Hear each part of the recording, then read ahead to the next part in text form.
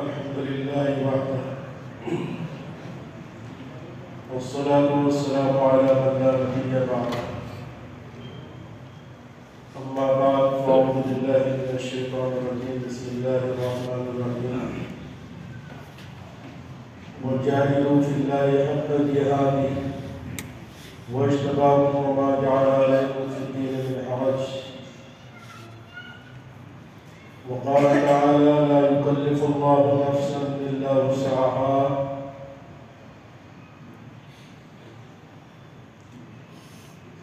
صدق اللہ العظیم۔ قابل احترام بزرگوں دوستوں عزیز ساتھیوں،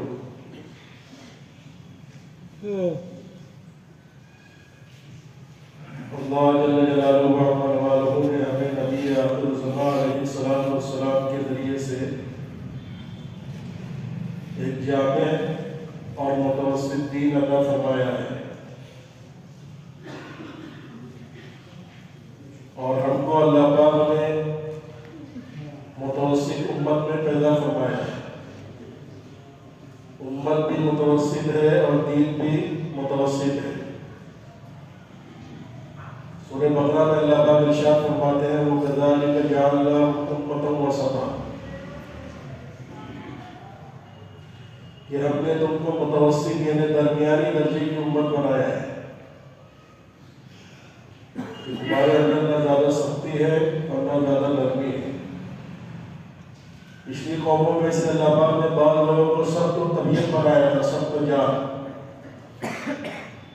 لہذا دین بھی ان کو بڑا سختی والا دیا گیا تھا کہ بدن کے جس حصے پر پیشاب لگ جائے وہ حصہ دھونے سے بھی پاک نہیں ہوتا تھا، اس کو کاٹنا پڑتا تھا۔ گناہ ہو جائے تو اس کی سزا یہ تھی کہ رشتہ دار اپنے گنہگار رشتہ دار کو اپنے ہاتھ سے قتل کرے، فاقتلوا انفسکم۔ تو ان کے مزاج میں سختی تھی، اس لیے دین بھی ان کو سخت قسم کا دیا گیا۔ اور کچھ قومیں ایسی تھی جن کے مزاج میں اللہ پاک نے نرم طبیعت رکھی تھی، جن کے مزاج کو اللہ پاک نے نرم بنایا، تو ان کو احکامات بھی نرم دیے گئے تھے۔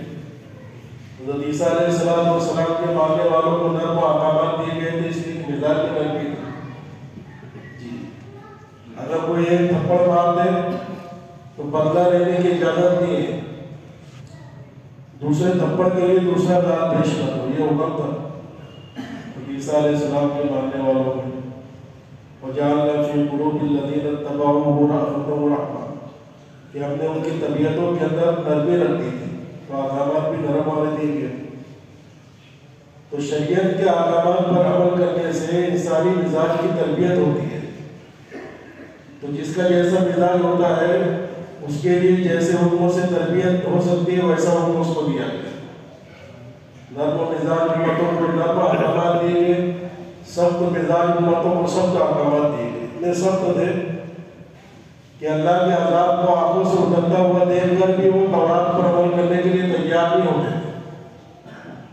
اللہ پاک نے بنی اسرائیل کو کہا کہ تورات پر عمل کرو، تو انہوں نے کہا کہ جو مشکل ہے اس میں عمل نہیں کریں گے، جو آسان ہے اس پر عمل کریں گے۔ تو اللہ پاک نے کوہ طور کو ان کے سر کے اوپر لٹکا دیا، دھمکی دیا، بولو عمل کرتے ہوئے نہیں تو یہ کوہ طور تمہارے سروں پر چھوڑ دو۔ لیکن اس پر بھی حملہ نہیں ہوئی، اتنی سخت طبیعت تھی اللہ کے عذاب کو دیکھ کر۔ دھیرے دھیرے اللہ پاک اس کو لٹکاتے لٹکاتے ان کے سروں پر لے آیا۔ تو کھڑے ہو کے دیکھ رہے ہیں کہ ابھی پہاڑ بہت اوپر ہے، کہا کہ نا ہم سارے احکامات پہ عمل نہیں کریں گے۔ وَإِذَا أَخَذْنَا مِيثَاقَكُمْ وَرَفَعْنَا فَوْقَكُمُ الطُّورَ، تمہارے اوپر طور پہاڑ کو لٹکا دیا، تو خُذُوا مَا آتَيْنَاكُمْ بِقُوَّةٍ، میرے احکامات پر عمل کرو گے پابندی سے؟ کہا کہ نا۔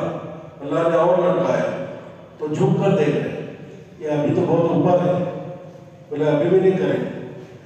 اللہ تعالیٰ نے اور نیچے کیا، یہاں تک کہ لیٹ گئے، اور لیٹے لیٹے دیکھ رہے کہ ابھی تو بہت اوپر ہے۔ اور جب ان کو لگا کہ اب یہ ہمارے اوپر اللہ پاک چھوڑ دیں، اس کے بعد انہوں نے کہا کہ ہاں سمیعنا وَأَطَعْنَا، جی اب ہم تورات کے احکام پر عمل کریں۔ تو اللہ پاک نے کوہ طور کو واپس اوپر اٹھا دیا۔ یہ مزاج میں اتنی سختی تھی بنی اسرائیل کی مزاج۔ تو احکامات بھی کیسے تھے؟ کہ جب وہ دیکھا دیکھی بتوں کی بچڑے کی پرستش میں مبتلا ہوئے تو اللہ پاک نے اس کی توبہ مقرر کی کہ ہر رشتہ دار جس نے بچڑے کو نہیں پوجا ہے وہ اپنے اس رشتہ دار کو اپنے ہاتھ سے قتل کرے جس نے بچڑے کی پرستش کی ہے. وَإِذْ قَالَ مُوسَىٰ لِقَوْمِهِ يَا قَوْمِ إِنَّكُمْ ظَلَمْتُمْ أَنفُسَكُمْ بِاتِّخَاذِكُمُ الْعِجْلَ. موسیٰ نے اپنی قوم سے کہا کہ تم اللہ کے مجرم بن گئے، تم نے بچڑے کو اپنا خدا بنا لیا، اس کی پرستش کی. فَتُوبُوا إِلَىٰ بَارِئِكُمْ. آپ کو توبہ کرو اپنے خالق اپنے پروردگار کے دربار میں. اور پھر توبہ کیا تجویز کی اللہ پاک نے؟ فَاقْتُلُوا أَنفُسَكُمْ. جس نے نہیں پوجا ہے وہ پوجنے والے رشتہ دار کو اپنے ہاتھ سے قتل کرے. چنانچہ ایک دن میں اپنے ہی ہاتھوں کو اپنے رشتہ داروں کے ہاتھوں سے 70,000 بنی اسرائیل کے افراد قتل ہوئے. جی مزاج میں سختی تھی اور جب حکم آتا تھا تو اس کے عمل کرنے میں بھی سب حکم پر عمل. اپنے ہاتھ سے اپنے بیٹے کو قتل کرے، اپنے ہاتھ سے اپنی بیوی کو قتل کرے، قتل کرنے لگے دھڑا. اس میں بھی نہیں دے گا. حضرت موسیٰ علیہ السلام کو ترس آیا اور دعا دی کہ اللہ اس طریقے سے تو میری قوم بنی اسرائیل ختم ہو جائے گی، بس کر. اللہ پاک نے کہا کہ ٹھیک ہے.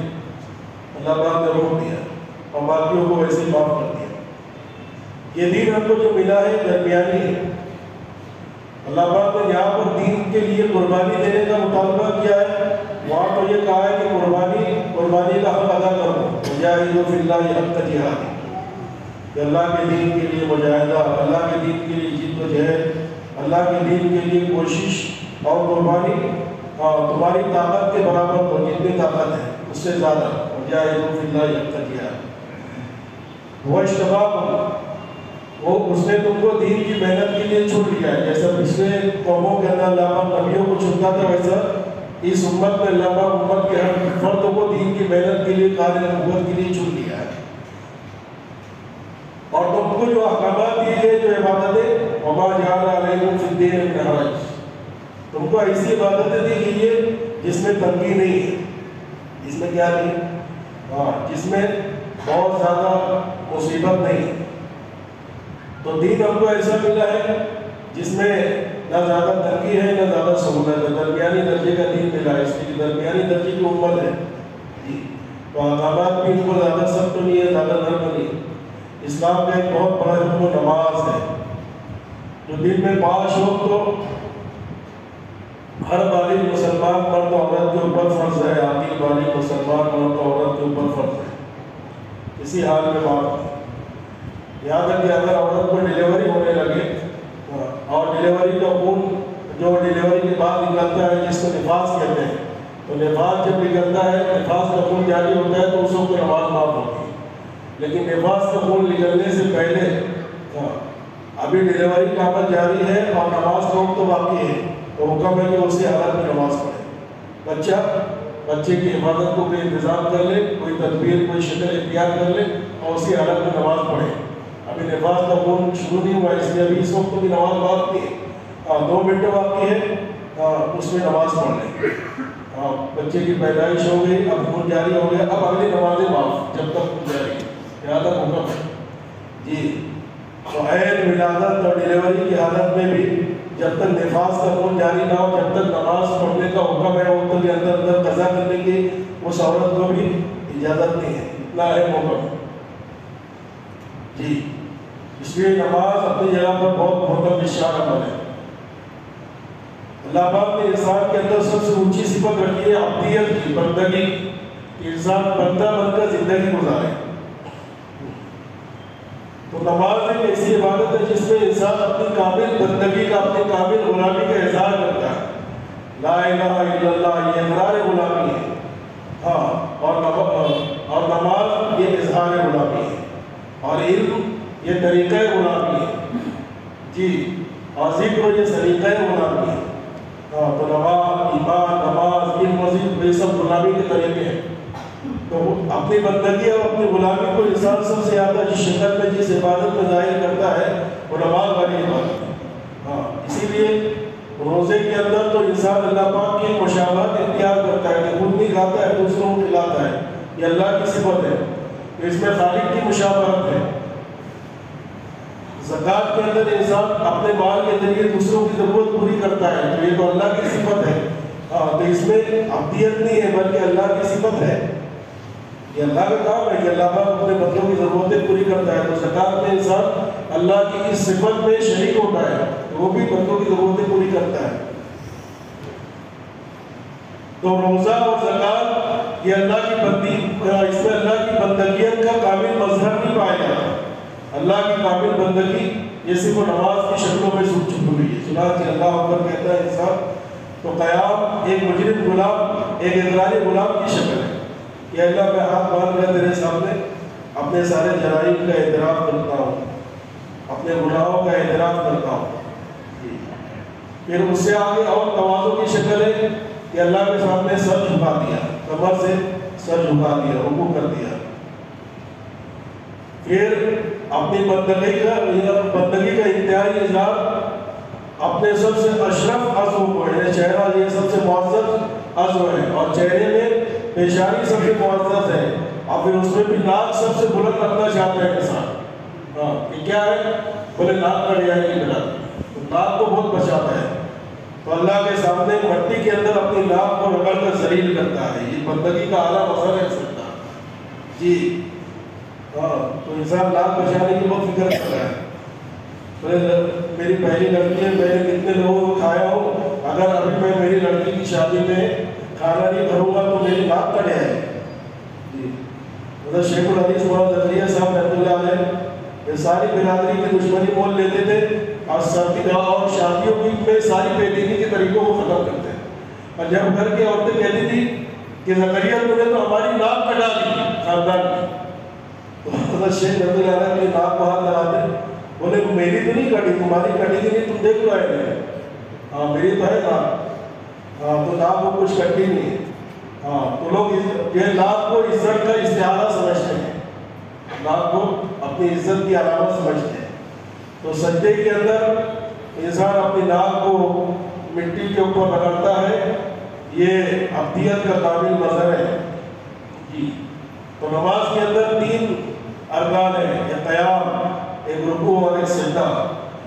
اور قیام اور رکوع اور سجدہ یہ تینوں رکن ہیں، ان تینوں رکنوں میں رکوع اور سجدہ یہ بنیادی رکن ہے۔ قیام اس کے تابع ہے، قیام کیا ہے؟ اس کے تابع ہے۔ جس کے اوپر رکوع سجدہ کرنا فرض ہے اس کے اوپر قیام فرض ہے، اور اگر کسی وجہ سے رکوع سجدہ کسی کے ذمے سے ساقط ہو جائے، رکوع سجدہ کسی کے ذمے باقی نہ رہے تو پھر قیام بھی باقی نہیں رہتا، قیام بھی اس کے حق میں فرض نہیں رہتا۔ کوئی ایسا مریض ہے کہ رکوع سجدہ نہیں کر سکتا ہے، کمر میں تکلیف ہے یا آگ لگوایا ہے، آگ کا آپریشن کیا ہے، تو ڈاکٹر منع کرتا ہے کہ عذر ہے، اب رکوع سجدہ مت کرو، بلکہ کیا کرو؟ اشارہ کرو۔ ایک ہے رکوع سجدے کا اشارہ اور ایک ہے رکوع سجدے کا عمل۔ رکوع سجدے کا اشارہ یہ رکوع سجدہ نہیں کہلاتا، یہ اشارہ کہلاتا ہے۔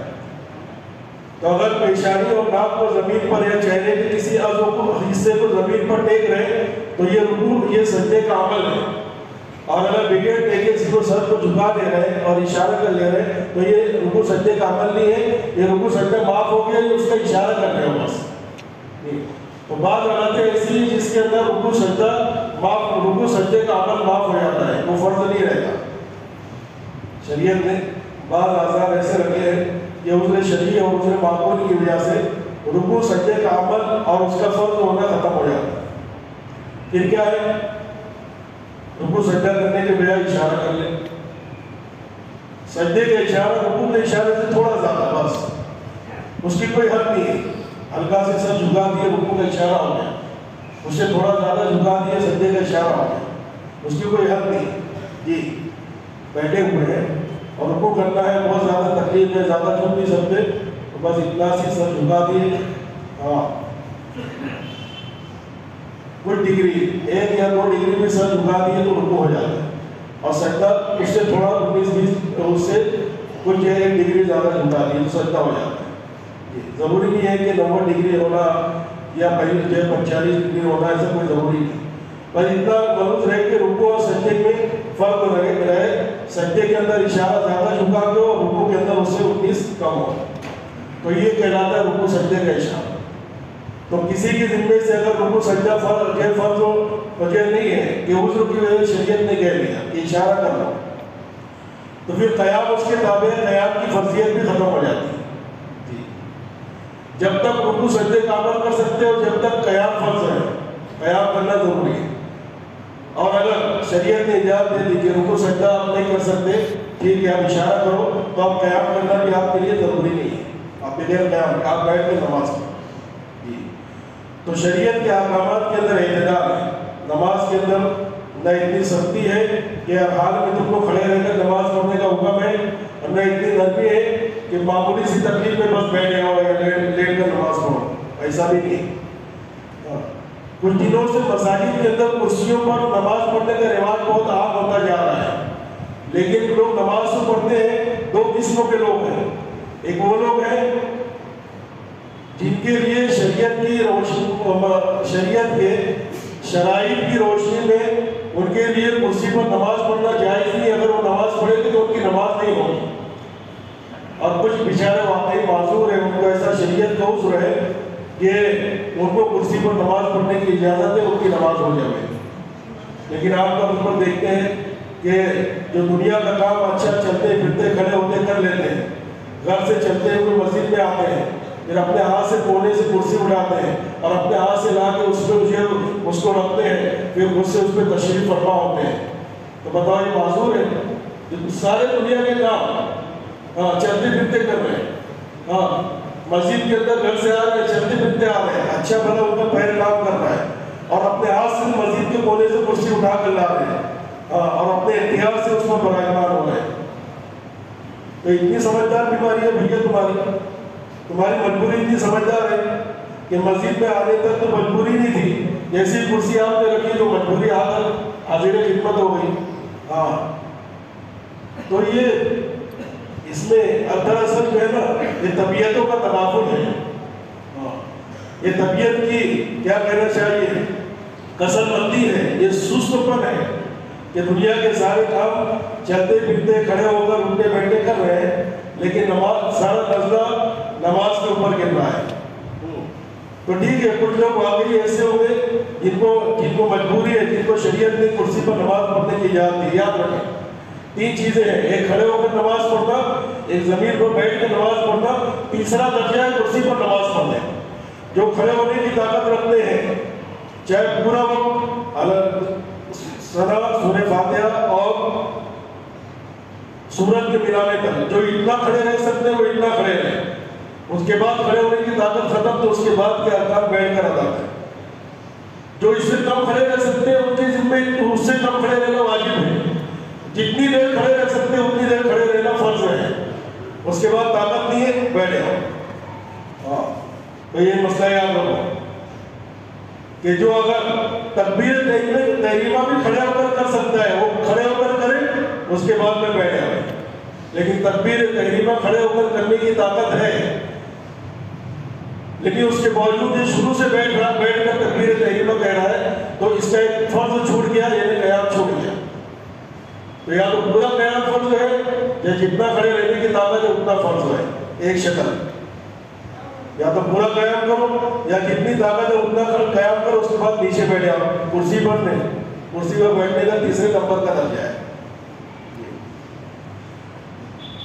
خود سے کھڑے رہنے کی طاقت نہیں ہے، دیوار کا ٹیک لے کر یا تمہارا کوئی خادم ہے وہ سہارا دے رہا ہے تو کسی کے ٹیک یا سہارے کسی کی استعانت اور مدد کے ساتھ کھڑے رہ سکتے ہیں، تو اس کی استعانت اور مدد کے ساتھ کھڑے رہنا فرض ہے۔ اپنے بل پر نہیں کھڑے رہ سکتے لیکن دوسرے کے بل پر کھڑے رہ سکتے ہیں، دیوار ہے تو دیوار کے سہارے کھڑے ہو، آپ کا کوئی خادم ہے تو اس کے سہارے کھڑے ہو، دیوار بھی نہیں ہے خادم بھی نہیں ہے تو آپ بیٹھ جاؤ، بیٹھ کر نماز شروع کریں جی۔ تو جتنی دیر کھڑے رہ سکتے اتنی دیر کھڑے رہیں، جتنی دیر کوئی دوسرے کے سہارے کھڑے رہ سکتے اتنی دیر دوسرے کا سہارا لینا فرض ہے جی۔ اگر اتنا بھی نہیں ہے تو آپ بیٹھ کر دوسرے نمبر پر بیٹھ کر نماز پڑھیں۔ بیٹھ کر نماز پڑھنے میں رکوع سجدہ کرنے کی طاقت ہے کہ آپ زمین پر اپنے چہرے کو ٹیک سکتے ہو، پیشانی یا کسی ایک قدم کو ٹیک سکتے ہو، تو آپ بیٹھ کر جو ہے رکوع سجدے کے ساتھ نماز پڑھو گے۔ بیٹھ کر نماز پڑھنے کی صورت میں رکوع سجدے کی طاقت ہونے کے باوجود رکوع سجدے کا اشارہ چلے گا نہیں. بیٹھ کر نماز پڑھ رہے رکوع اور سجدہ کرنے کی طاقت ہے تو سجدے کا عمل کرنا پڑے گا. اشارہ کرو گے تو تمہارا فرض ادا نہیں ہوگا سجدے کا فرض.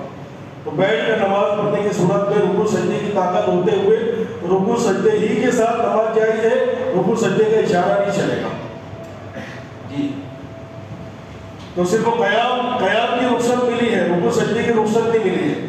آپ کھڑے نہیں ہو سکتے خود سے اپنے بل پر، یا دوسرے کا سہارا لے کر بھی کھڑے نہیں ہو سکتے، تو اب قیام فرض ہو نہیں رہا تمہارے ہاتھ میں، آپ بیٹھ جاؤ. تو صرف بیٹھنا ذاتی دعا ہے. رکوع سجدے کی طاقت ہے، رکوع سجدہ ذاتی نہیں ہوا ہے، رکوع سجدہ کرنا پڑے گا، اشارے سے کام نہیں چلے گا. تو بیٹھ کر نماز پڑھنے والے کو رکوع سجدے کی طاقت ہے تو رکوع سجدہ کرنا ہی پڑے گا، رکوع سجدے کے اشارے سے کام نہیں چلے گا.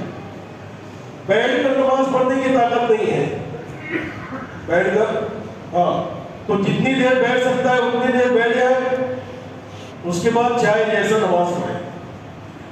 یا اپنے بل پر نہیں بیٹھ سکتا ہے، دیوار کے سہارے سے بیٹھ سکتا ہے تو دیوار کے سہارے بیٹھ کر نماز پڑھنا ضروری ہے. ابھی تیسرے مرحلے میں نہیں جائے، ابھی ایک کومے میں نہیں گیا ہے، وہ تیسرا مرحلہ ہے کرسی کا جی.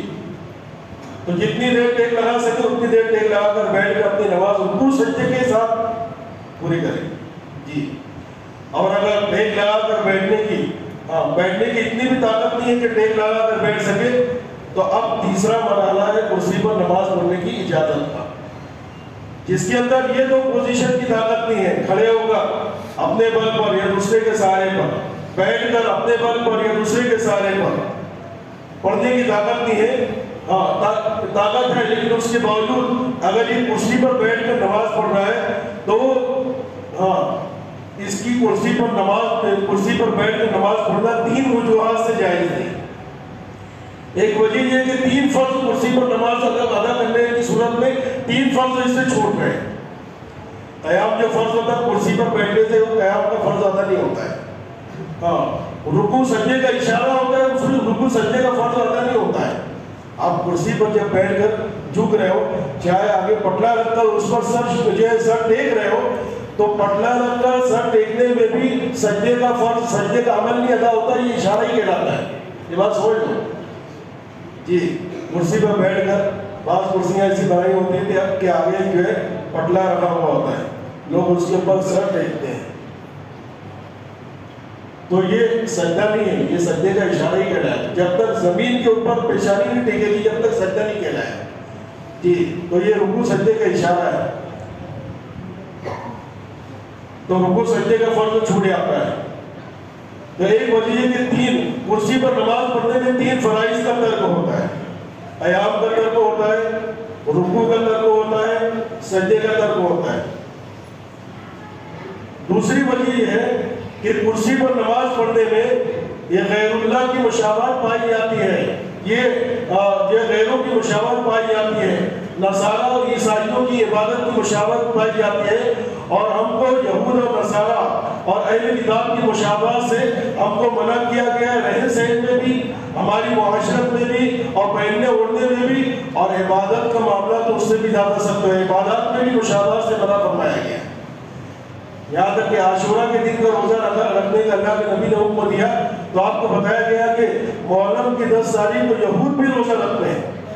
اللہ کے نبی نے دیکھا کہ اب تو عاشورہ کے دن کے روزہ رکھنے میں یہ ایک عبادت ہے، اس عبادت میں یہود کی مشابہت یہ ہو رہی ہے، تو اللہ کے نبی نے کہا کہ 10 تاریخ کے ساتھ میں ایک 9 کا بھی ملا لو یا 11 تاریخ کا ملا لو تاکہ ان کی مشابہت باقی نہ رہے. اللہ کے نبی علیہ السلام نے عبادات میں بھی غیروں کی مشابہت والا طرز اختیار کرنے سے منع فرمایا. تو عیسائیوں کی جو عبادت ان کے جمشے میں ہوتی ہے کرسی پر بیٹھ کر ہوتی ہے، تو کرسی پر بیٹھ کر نماز پڑھنے میں یہ یہود اور نصارہ کی عبادتوں کی مشابہت ہے، اس وجہ سے بھی ناجائز ہے، نماز نہیں ہوتی ہے. تو 3 فرض چھوٹتے ہیں. ایک وجہ یہ ہے ناجائز ہونے کی، اس میں غیر قوموں کی مشابہت ہے، یہ دوسری وجہ ہے ناجائز ہونے کی. اور تیسری وجہ ناجائز ہونے کی ہے کہ نماز کی روح کے منافی ہے. نماز کی روح عبدیت ہے. اب کرسی پر عبدیت باقی نہیں رہتی، اس لیے کہ کرسی پر بیٹھنے کے بعد انسان آفیسر بن جاتا ہے، نواب بن جاتا ہے، اس کے دل کی کیفیت عاجزانہ اور بندگی کی اور عبدیت کی نہیں رہتی ہے، بلکہ ایک طریقے سے بڑے پن کا شکار ہو جاتا ہے جی۔ تو کرسی انسان کو چھوڑنے کی طبیعت نہیں ہوتی، اس لیے کرسی پہ بہت کشش ہے، معمولی عذر کی وجہ سے لوگ کرسی کو اپنی طرف کھینچ لیتے ہیں اور بیٹھ جاتے ہیں جی۔ تو نماز تو الاول تاخیر اللہ کے سامنے تواضع اور عبدیت کو ظاہر کرنا ہوتا ہے، اور کرسی پر بیٹھ کر نماز کی روح ختم ہو جاتی ہے۔ تو نماز کی روح کے منافی ہے کرسی پر بیٹھ کر نماز پڑھنا، اس لیے کہ کرسی پر بیٹھنے والا یہ بندہ نہیں رہتا ہے، کرسی پر بیٹھنے کے بعد وہ بندہ آفیسر ہو جاتا ہے، وہ نواب ہو جاتا ہے، پھر اس کے اندر جو ہے ایک قسم کی دل کی کیفیت میں تعلیم پیدا ہو جاتی ہے، بڑے پن کا احساس، اور بڑے پن کے احساس کے ساتھ نماز پڑھنا یہ نماز کی روح کو، انہیں تواضع اور عبدیت کو ختم کر دیتا ہے۔ تو یہ تین وجہ ہے کرسی پر بیٹھ کر نماز کے ناجائز ہونے کی۔ جو لوگ شریعت کی اجازت اور ان کی شریعت کی بیان کردہ شرائط کے مطابق شرائط میں نہ بیٹھنے کے باوجود کرسی پر نماز پڑھتے ہیں، اس تین وجوہات سے ان کی نماز نہیں ہوتی ہے۔ وہ اپنی دانشوں میں تو نماز پڑھنے والوں میں اپنا نام لکھا ہے، لیکن کل قیامت میں ان کا رجسٹر نماز کے عمل سے خالی ہوگا، اللہ پاک دکھا دے رہے نمازیں تم نے گویا کہ پڑھی نہیں۔ تو اگر بیٹھ کر نماز پڑھنے کی ساری طاقتیں ختم ہو جاوے تو تیسرے نمبر پہ اجازت ہے کہ کرسی پر بیٹھ کر اس طریقے سے نماز پڑھے کہ آپ کی پیٹھ یہ ٹیکا لگائے ہوئے نہ ہو اور آپ کی کوہنیاں یہ ہتھے سے جو علیحدہ ہو، کیونکہ آپ نے ٹیکا لگا لیا اور کوہنیوں کو ہتھے پر رکھ لیا تو پھر سے دوبارہ آپ آفیسر بن گئے، آپ نواب زیادہ بن گئے۔ اس لیے اگر کرسیاں بھی بنائی جائے مسجدوں میں تو ایسی کہ جس کے ہاتھوں پر ٹیک لگانے کے لیے، ہاتھوں کا ٹیک لگانے کے لیے ہتھا بھی نہ ہو، اور جو پیٹھ پر جو ہے ٹیک لگانے کے لیے پیچھے کا کوئی سہارا بھی ہو، اس طریقے سے ٹائٹ بن کر جو ہے رہ کر نماز پڑھے جی۔ تو یہ تیسری حالت ہے جس میں کرسی پر نماز پڑھ کر، کرسی پر بیٹھ کر نماز پڑھنا جائز ہوتا ہے۔ اور کرسی پر جب نماز انسان بیٹھ کر پڑھتا ہے تو اب سب لگانے کا کیا حکم ہے؟ سب پہ کہاں کھڑے ہیں؟ تو اس کا حکم تو یہ ہے کہ جہاں سب ختم ہو وہیں سے جو ہے سب وہیں پر یہ کرسی رکھ کر جو ہے کھڑے ہو جاؤ، کرسی رکھ کر اس پر بیٹھ جاؤ۔ درمیان میں کرسی ہونے سے صفوں میں انقطاع نہیں ہوتا ہے، صفیں ٹوٹتی نہیں ہے، یہ خالی جگہ نہیں ماری جاتی، اس لیے کہ وہ ایک نمازی ہے، وہاں درمیان میں خالی جگہ، حدیث بات میں ہے کہ درمیان میں خالی جگہ نہ چھوڑو، تو خالی جگہ چھوڑنے کی ممانعت ہے، لیکن وہاں تو ایک مصلی نماز پڑھ رہا ہے، اس لیے اگر کرسی والا صفوں کے بیچ میں نماز پڑھ رہا ہے تو خالی جگہ نہیں مانی جائے گی، وہ حدیث کے خلاف نہیں ہے۔ لیکن اگر آپ کو یہ ہے کہ کنارے نماز پڑھنے میں نماز شروع ہونے کے بعد سب آ کر وہاں تک نہیں جائے گی تو بہتر ہے کہ آپ کنارے دیوار سے کرسی لگا کر جو ہے کھڑے ہو اور اس پر نماز پڑھیں۔ لیکن اگر نمازیوں کے آنے کی اور سب مکمل ہونے کی امید نہیں ہے تو پھر جہاں سب ختم ہوئی ہے اسی کے بعد سے لگا سکتے ہیں، بعد میں آنے والے آگے سے سب بنانا شروع کر دیں گے۔ تو کرسیوں پہ ہونے سے صفوں میں انقطاع نہیں پیدا ہوتا، وہ گیپ نہیں کہلاتا ہے، ایک چیز۔ دوسری کہ کرسی پر نماز پڑھنا ہے تو جب تک آپ کو کھڑے ہونے کی طاقت ہے، جب تک آپ کھڑے ہوں گے اس کے بعد کرسی رکھی ہوئی ہے مجھے بیٹھ جائے، تو جتنا وقت آپ کھڑے ہو سکتے ہیں اتنے وقت آپ کو کھڑے ہونا ضروری ہے، اور جب کھڑے ہونے کی طاقت ختم ہو جائے تو کرسی پر بیٹھ جائے۔